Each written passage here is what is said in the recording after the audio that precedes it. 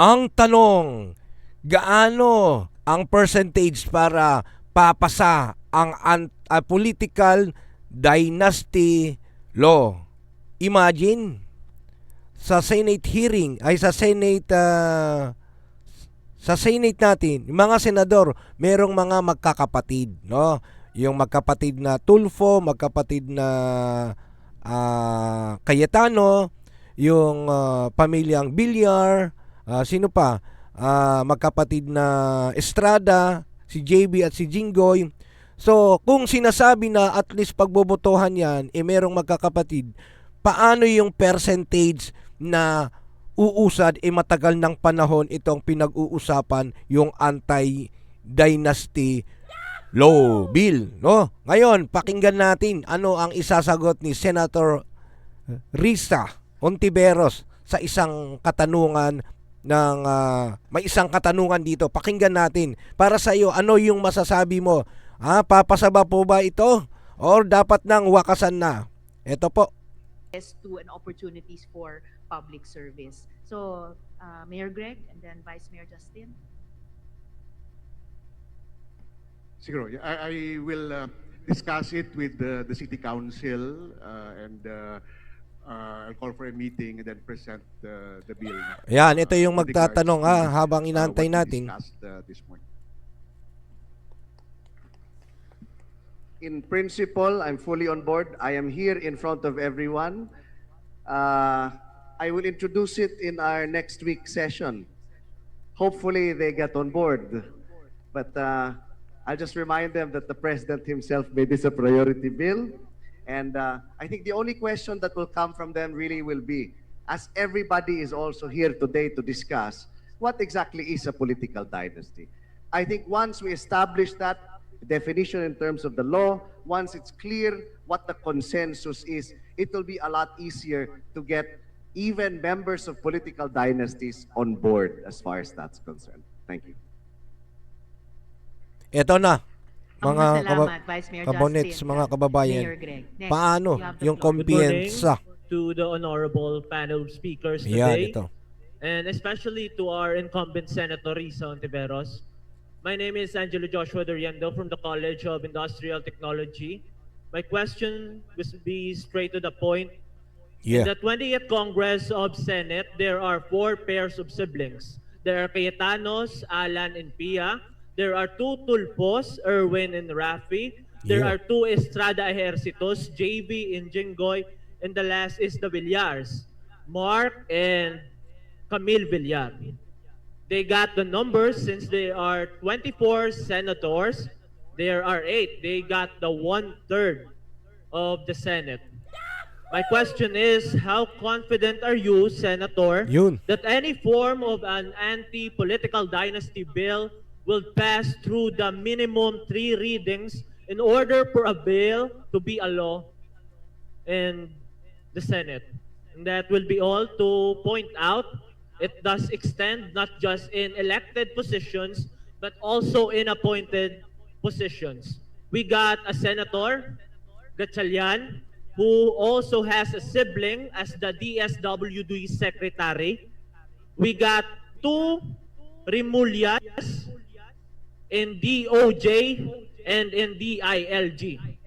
The positions of these political families is so entrenched that I don't mean to be a pessimist, but I have little to no confidence that any form of an anti-political dynasty bill will be a law in this 20th Congress. That will be all. Thank you. Ayan. Thank you, man. Ayan, ito, pakinggan natin yung isasagot ni Senator Risa kasi actually matagal na po talaga itong pinag-uusapan. Ito, i-share ko lang yung pananaw ng isang estudyante, no? So, maraming kabataan ang sumusuporta sa panukala, no? Para sa kanila, ang political dynasty ay nagiging hadlang sa tunay na representasyon. Gusto nilang makita ang mas patas na sistema kung saan hindi apelyido ang pangunahing puhunan kundi plataporma at kakayahan. Tama po yun kasi para din po sa akin, mas mahalaga po talaga yung accountability at transparency. Dahil kahit sino yan, kahit anong pangalan yan, hindi doon nasusukat ang kakayahan at katapatan ng isang namumuno, kundi mayroong mga ibang ahensya talaga, gagawa sila ng batas para sila ang gagawa, ang mag check and balance. Kasi kahit anong ilagay mo dyan, kahit walang papasayang anti-dynasty, kahit sinong taong first na mamuno dyan, kung wala yung tinatawa ay kung patuloy pa rin yung sinasabing collusion o kaya ay kutsabaan sa mga pagseserbisyo, ay hindi mawawala yung ganyan na pandaraya o kaya katiwalian. Okay? O pakinggan natin itong si Senator Risa kung anong masasabi niya dito. Sa mga, kasi sinasabi dito na at least 1/3 ng nung magboboto para magiging batas. Kung maraming magkakamag-anak diyan mismo sa Senado na boboto, gaano kataas ang percentage para papasa? Imagine, matagal ng panahon, hanggang ngayon ganito pa rin. I must say, I have rarely met a younger person who is less hopeful than me. Pero we're talking naman not about hope eh. Pinakamataas yun. Talking Kita mo? about optimism and pessimism. Kita mo yung facial expression niya, parang medyo din. Sige, tuloy natin. I can't say yet na optimistic ako, but definitely Oh. I'm not pessimistic Yeah, diba? sa chances ng isang anti-political dynasty bill in this 20th Congress. I have to confess, as an older person here, I am actually hopeful. Why? Dun sa 8 na dynasts sa Senate, dalawa ay Dalawang authors ng anti-political dynasty bills. Senators JV and Erwin. And sila yung kwento ko sa inyo kanina na nung committee hearing, sabi nila, kahit member ako sa dynasty, gusto kong buksan ang political space sa lahat ng mamamayan.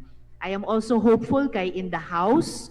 Yeah, why don't we clap for those chances? We rarely get Anyway, dito sa sinabi niya, para sa akin kasi, sa opinion ko, based sa nakikita ko, hindi naman talaga yung sa dynasty na kabase yung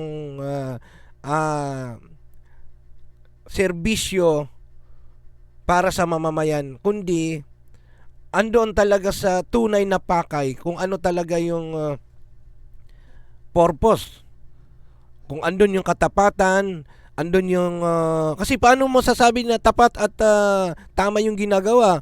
Kaya nga meron tayong ibang ahensya para mag check and balance, no? Meron yung auditing, no? COA ba, no? And then mayroong mga ibang nagche-check. Kung wala ang mga yon, kahit maging batas yung anti-dynasty, kung andyan pa rin yung pagkukutsabaan, wala pa rin. So anyway, balik tayo dito. Bakit hindi mapasa-pasa hanggang ngayon? Kasi matagal na yung pinag-uusapan nung ilang taon na ang lumipas. So ano po yung masasabi nyo dito? Kasi dito sa hanay ng isang kongresista, may ilang mambabatas na nagsasabing hindi dapat pigilan ang sinumang Pilipino na tumakbo sa posisyon. Basta kwalipikado at iboboto ng taong bayan para sa kanila. Nasa kamay pa rin ng botante ang desisyon. Ang pangamba nila, baka malimitahan ang karapatan ng pamilya kung pareho silang may kakayahan at suporta ng publiko. Yun, may punto din naman As long as lagyan talaga nila, andun talaga sa check and balance Yung may nagtatrabaho diyan may ahensya para diyan, sumasahod din, yan yung trabaho. So dapat ganun din po. Kasi kahit magkakamag-anak o kahit iba-ibang tao ang mamuno diyan, kung hindi rin gagawin nung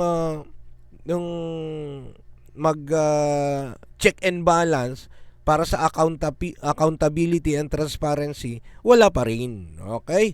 So para sa akin, as long as kwalipikado yung tao, may kakayahan at solid yung kanyang intensyon para magsilbi sa taong bayan at binoto ng mga taong bayan ng patas, then why not give chance? Yun po yung stand ko. Pero syempre, sa inyo, ano po ang masasabi nyo about sa anti-dynasty na ito, no? Kasi nga, sinasabi, paano papasa, may magkakapatid dyan sa Senado, no? Kaya nga hindi mapasa-pasa kasi ganyan, maraming pagkakataon. Okay? Maraming salamat po sa inyong panonood at I'm be happy na marinig din po ang iyong mga opinion dyan sa comment box. Anyway, God bless po sa inyo. See you sa susunod na upload natin.